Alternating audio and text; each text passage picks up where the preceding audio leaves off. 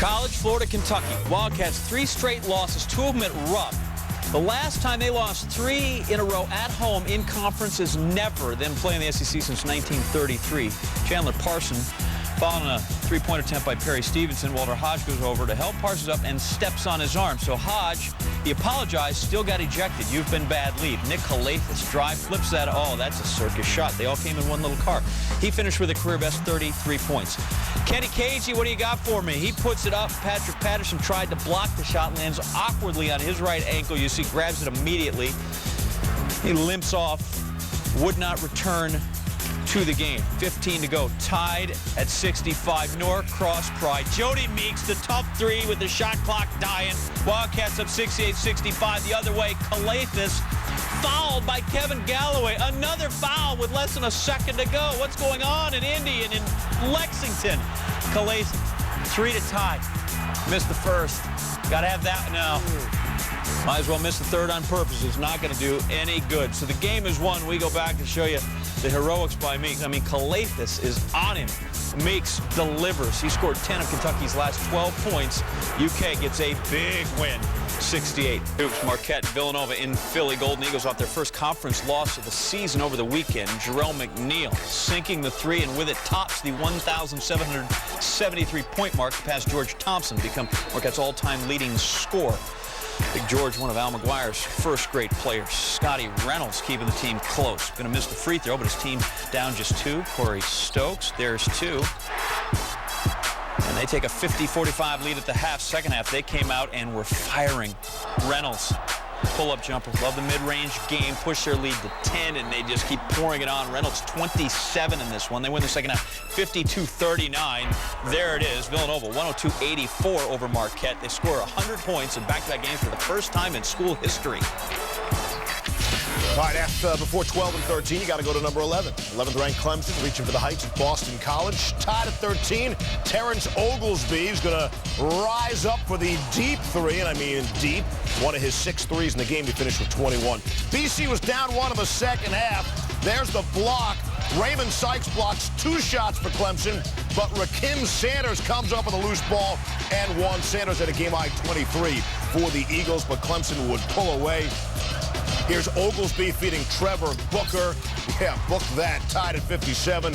More Booker. Good Clemson passing. Oglesby to Sykes and then to Booker. Clemson up 7. Really just too much Booker for BC off the pick and roll there. Booker had 21 and 13. Clemson shot 50% in the second half. Rivalry week. Number 9 Michigan State at the road, Ann Arbor, where the Wolverines were waiting, and there was that one Michigan State fan. They haven't won in Ann Arbor since 2005. Darrell Summers from Travis Walton. See Summers skying high to throw it down over the D. Kalen Lucas, tough finish among the trees down low. State was up 8. Lucas finished with 15. Now Michigan State, the key, they had to defend Manny Harris. He's Michigan's top scorer. You see Walton fighting through the screen. Forces Harris to fade away and miss, and then Walton cutting off the drive. Forced the pull-up that misses, and Chris Allen fighting Travis to stay with Harris, and going to force him here into a bad 3. Doesn't want to take that shot. Harris held to 7 points on 2 of 10 shooting. There's a kid who averages 17.5 per game leading the Wolverines. Spartans up 4 in the second half. Lucas off the screen. Spartans win their 3rd straight from Michigan. They've lost 7 of their last 9. Roll the tape. 226th meeting. Former Steelers head coach Bill Cowher in attendance. Oklahoma football coach Bob Stoops in the house. Tar Heels, as you probably know, they're 1-0 on days when Brett Favre announces his retirement. They won on March 4th, 2008. Tyler Hansbrough never lost to Cameron Indoor. Call for the offensive foul. Will go the other way, Roy Williams. Carolina up 5. Hansbrough, air ball job. Hansbrough in the first half, only 4 points and 3 rebounds. Under 6 minutes to go in the half. Duke making a run. Greg Paulus deep 3. I mean, the way Duke was shooting in this first half, you thought it was lights out. They were going to score 100 points. Nolan Smith, now you see him, now you don't. Great spin move against Bobby Fraser. Duke shoots almost 62% from the field in the first half. Highest percentage allowed by Carolina all season. Heather Cox and Ty Lawson. How emotional were things in the locker room at halftime to turn it around? It was real emotional. I mean, Mike Coburn, who normally shows no emotion, throws a chair to lockers and things like that. Tyler's pumped up, saying we need to kill him out there. So, I mean, it was real emotional locker room because this is our rival. We want to beat them as bad as we can. Speaking of which, second half, things getting a little chippy. After all, it is rivalry week. Lawson loses the ball in the paint. Battle for it. Get on the floor and watch this elbow. Kyle Singler elbows Hansbrough in the face. Officials discuss it. Singler called for a technical foul. After that play, Hansbrough would respond. Lawson alley-oop. The Hansbrough backdoor jam tied at 58. In the second, further along, Singler an answer. Step back three. Duke a three-point lead. Roy Williams. Oh, boy. I don't need that jacket. From that point, though, Ty Lawson just took over. Wow. Lawson going glass. Then off the Duke turnover, Lawson going the other way for the lay-in. Carolina was up 7. All Lawson, all the time. Great crossover drive, hits the lay-in and the foul. He scored 21 points on 7 of 9 shooting in the second half. Shot clock winding down. Still a ball game at this point. Not anymore. Hansbrough, 17 points, 6 rebounds. Carolina doesn't just win in the end. They win easily. Lawson in all scored 25. North Carolina becomes the first school in 9 seasons to put up 100 points against Duke. Late runs of 25-11 and 14-zip turn the trick, snapping the Blue Devils' 14-game home winning streak. Heels take over first place in the ACC. This a rivalry now that has turned rather one-sided lately. UNC beats Duke for the 5th time in their last 6 get-togethers. We're going to start in Stores. Thabeet averaging 4 blocks per game. Syracuse spiraling right out of the top 25, and it's going to get worse. Jerome Dyson runs into the screen. Right knee injury, left the game and did not return. Ouch. All right, midway through the first half, can you feel Thabeet? Jim Calhoun said Thabeet affected 20 penetrations in the lane, called him one of the most amazing forces in basketball in America. Taking care of his big fella. UConn up 3 at the half. Second half, Syracuse keeping it close on the run. Paul Harris and Jam tied at 35. But further along, UConn would pull away. A.J. Price, 3-ball. Price had a game-high 17. Too much Thabeet for the Cuse to handle. Johnny Flynn the drive with Thabeet. I don't think so. He had 7 blocks. Orange have been averaging 80 points per game. They get 49 against Thabeet, UConn. How good is Blake Griffin? Let's just say Dick Vitale was broadcasting the Carolina-Duke game, and he was talking about Oklahoma's superstar. They've won 29 straight against Baylor. Looking for 30. There's Griffin, one-handed jam. Sooners would lead at the half, but only by 5. Out of the second half, here's Griffin. Gonna lose the ball. Shot clock winding down. Austin Johnson got it. Watch it again. Check the shot clock. Oh, that's good. Feet don't even touch the ground. He gets the shot away. Sooners up 10. Blake Griffin inbounding, taking it down the court, and is going to dish to Juan Patillo. 21st double-double for Griffin this season. 30 straight wins now against Baylor. Bears haven't beaten them in Waco. All right, 2 weeks ago, Wake Forest was the cock of the walk in the ACC, but they have struggled since. NC State whacked them on Wednesday. Ishmael Smith has the pass stolen. Javier Gonzalez finds Courtney Fells. He throws it down. 12 points in the game for Fells. Second half, Brandon Costner. NC State led this game by as many as 20. Costner at 23 and 9. Second half, Wake Forest fighting back. James Johnson 3 is no good. Wolfpack fans, yeah, they're much excited. They win at 82-76. Don't sleep on the Xavier-Dayton rivalry, 148th meeting, but first in the regular season, which both have at least 20 wins going in. Dayton made the most of their second chance opportunities. Marcus Johnson, board and put back. Devin Searcy, board and layup. Chris Wright, put it back. Sean Miller all fired up. Xavier trailed by 5 at the half. Late in the second half, Dayton in control, up 11. Here's Wright and 1. Right at a game-high 19. Dayton upsets number 14 Xavier. They get the Blackburn McCafferty Trophy.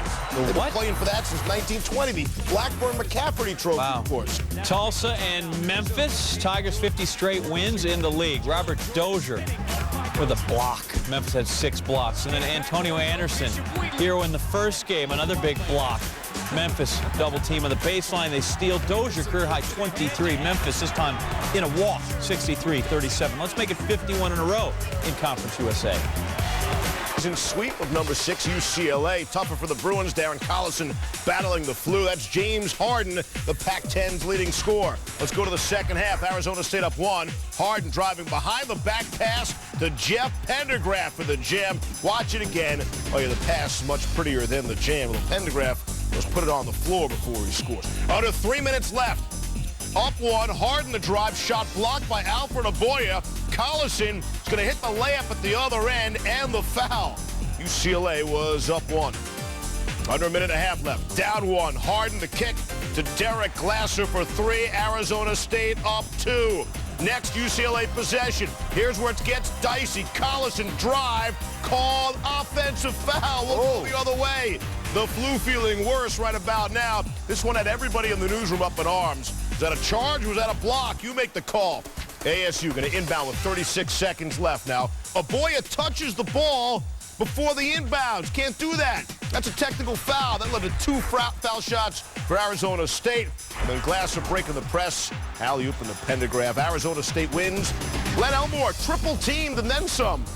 Notre Dame has lost 7 straight, hosting number 7 Louisville, and Luke Herringody coming off his lowest scoring game of the season, just 5 points against UCLA. His parents in attendance, and Luke put on a show, going off glass. He was dominant early, sweeping hook.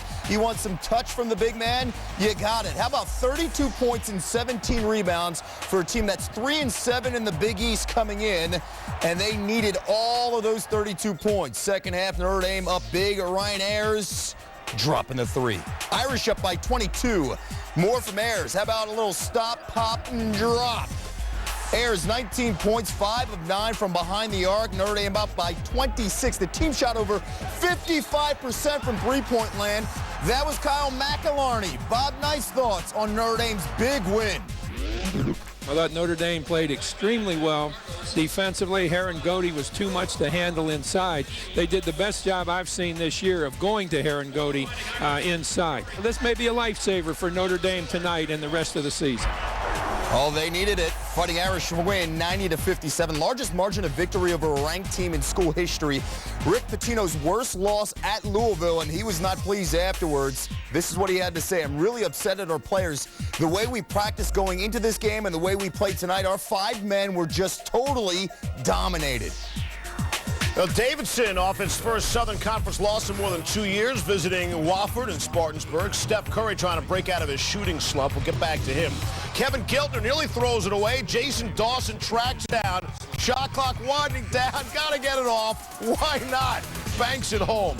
Tied at 45 in the second half. Let's get to Curry now. He came in hitting just 17 of 47 in his previous 2 games. He would rebound, though. Shot 14 for 24 in this one. 27th career game of 30 points or more. You think the double team bothers this guy? He was double teamed out of the womb.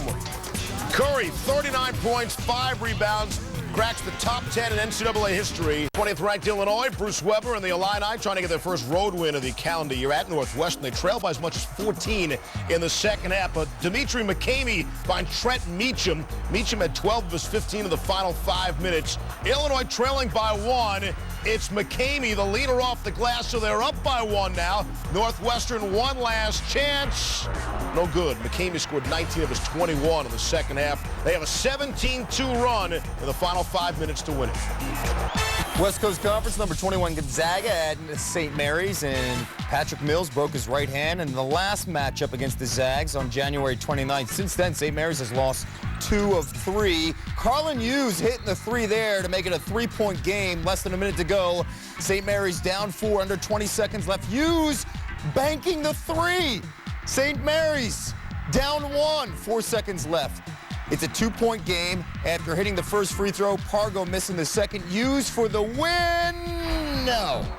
So the Zags hang on to win 72-70, and without Mills. The hottest team in the world. They have won 6 in a row in the Big East, 17-0 against unranked teams.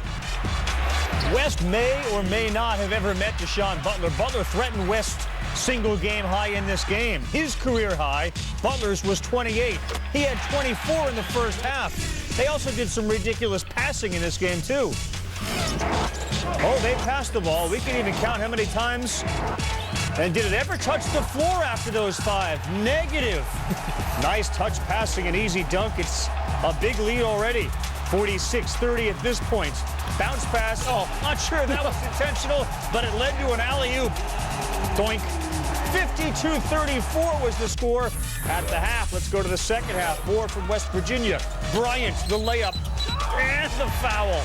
He hit the free throw. The Mountaineers were putting it to a Villanova team that in the last couple of games has gone 100 or more. More ball movement, and Butler's wide open in the corner. Forget that. West Virginia up 20 on him. Butler and the Mountaineers start pouring it on. He buries another three, which gives him 40 for the game at that point. He ends up one shy of Jerry West's career high, which was 44. He ends up with 43 points, and you saw the career high entering, and see where he ends up. 12 field goals, high, 3-point field goals in the game, high, 13 free throws, career high. West Virginia really, really needed this game, too. Nova, not so much. So a huge performance from Butler. By the way, the most points in a game in West Virginia history, Sweet Hot Rod Hundley. He went 54 in a game against Furman back in 1957. Elbow to Phelps. Butler's 15th in the country, can flat out shoot it from deep. Their best player is sophomore Matt Howard, and you can see they really try to get him the ball. 4 guys on the perimeter, and then they look to throw the ball inside as much as they can. He continues to duck in, try to make himself big, either scores the ball in there or passes out to a 3-point shooter, of which they're shooting 37% as a team. Butler, 3 freshmen, a star sophomore, they are for real.